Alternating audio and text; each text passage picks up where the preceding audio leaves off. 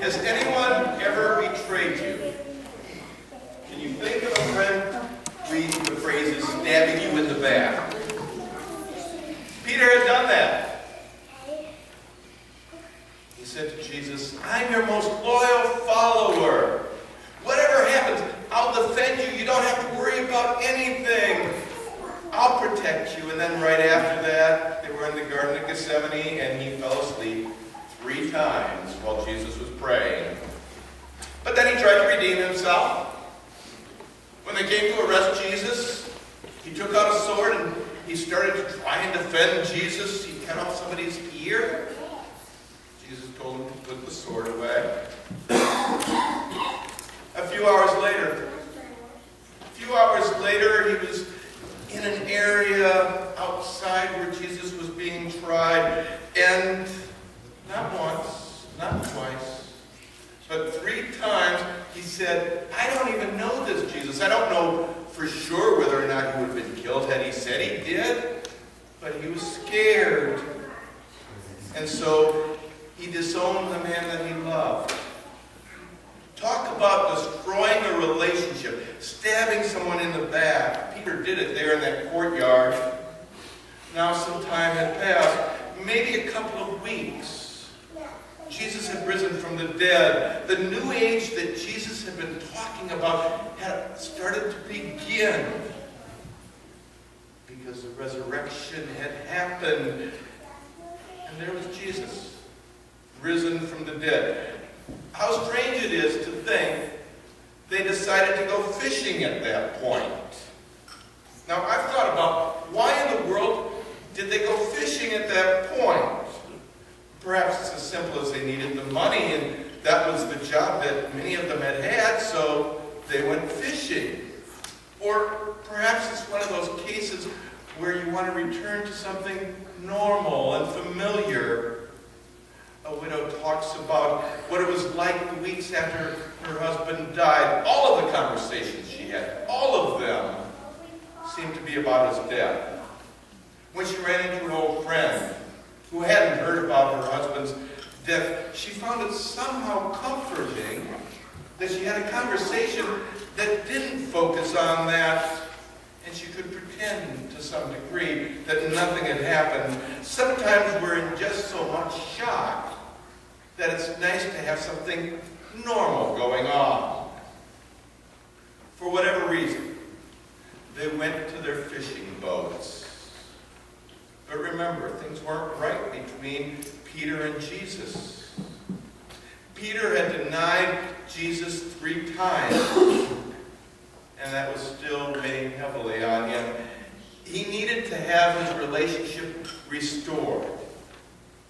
Now, we too have relationships that have broken down. Rarely do they break down as far as this one had, but within our lives there are fractures in our relationships with those that we love.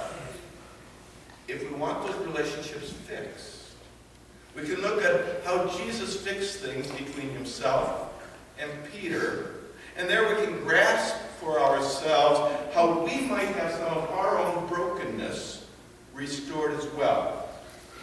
Remember, throughout this, Jesus was the one who was wrong. Peter was the one who had done the damage, not Jesus. But let's look at some of the things that Jesus did to bring Peter back to being that close friend. Jesus makes the first step. He goes to where he knows Peter will be. And Peter would not be able to make up for the mess that he created. Sometimes there are things that are just so bad, you're not able to fix them yourself. Well, Peter would have wanted to make things right. That was just beyond his ability. He had been a traitor. And that was all there was to say about that.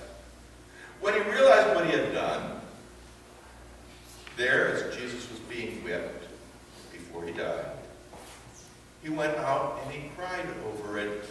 He felt the pain of his weakness. He was crushed by the thought that he could have denied Jesus and done something that dreadful. Yes, time had passed. But it was still part of who Peter was. So Jesus made the first step. This is the first thing to understand about reconciliation. It's not always the person who committed the wrong that needs to make the first step. Sometimes it is, but often that person's just unable to do it. If he understands how he has wronged so badly, it may be so overwhelming or so embarrassing that he can't even speak of it. Sometimes it's just that hard. The other times that these men had seen Jesus, since the resurrection, since his crucifixion, when he appeared to them, he talked with them and then just left. He was only with them for a short time and left. This one was different. He set up a more relaxed meeting. The first step, preparation, was to set up a time and place that will be comfortable for a more relaxed conversation. Different people find different places comfortable to talk. For my wife, her favorite place, other than the fishing boat, she doesn't like doing a lot of talking there either, but is at the kitchen table. And so you'll find that she sets the kitchen table up to be a place for conversation. My brother and two of my sisters find it comfortable to do their talking when they're walking. So when my mother died a few years ago and they wanted to talk, each of them individually with me, they all wanted to take me for a walk. I haven't walked that much since I was in a high school fundraiser. Shore Lunch was one of those places that's very comfortable for Jesus to talk with these fishermen. So he took them to Shore Lunch. The second key to restoration was food. Food. Eating is a social activity. A meal becomes a bridge. There are those who won't do any kind of business deal until they've had a meal with somebody. They won't close the deal. In the early church, there was a reason for the greeting of peace that we do as part of the worship service. They were going to share a sacred meal, and so they wanted to be at peace with one another. Before eating together, they wanted the walls of anger, separation, and betrayal pulled down. We often wish there wasn't this kind of pain in the church, but there is.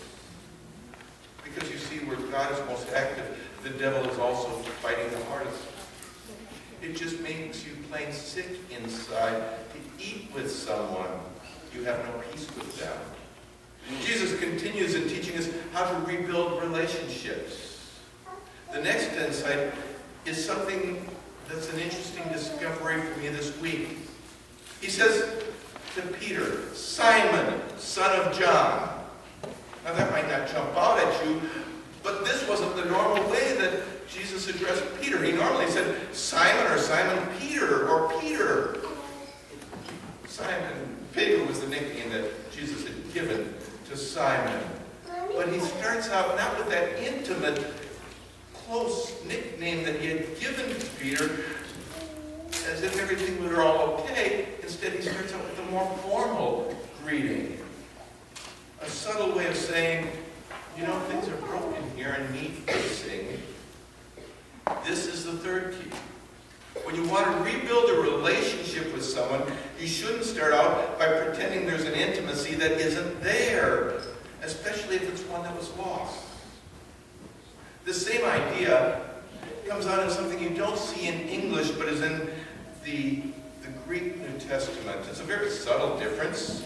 Greek has a number of different words for love. There's the word agape, which is God's love. It's a self-giving love. There's the word phileo, philos, brotherly love, close, intimate friendship. And this is the exchange that happens between Jesus and Peter. Jesus says to Peter, Simon, son of John, you have agape, this God's love for me. And Peter answers, no, well, I have this friendship love for you. Simon, son of John, you have this agape love for me. Well, I have this friendship love for you. The third time Jesus comes down to Peter's level and says, do you have this friendship love, this intimate friendship love with me? And Peter says, you know all, you know I have that friendship love with you.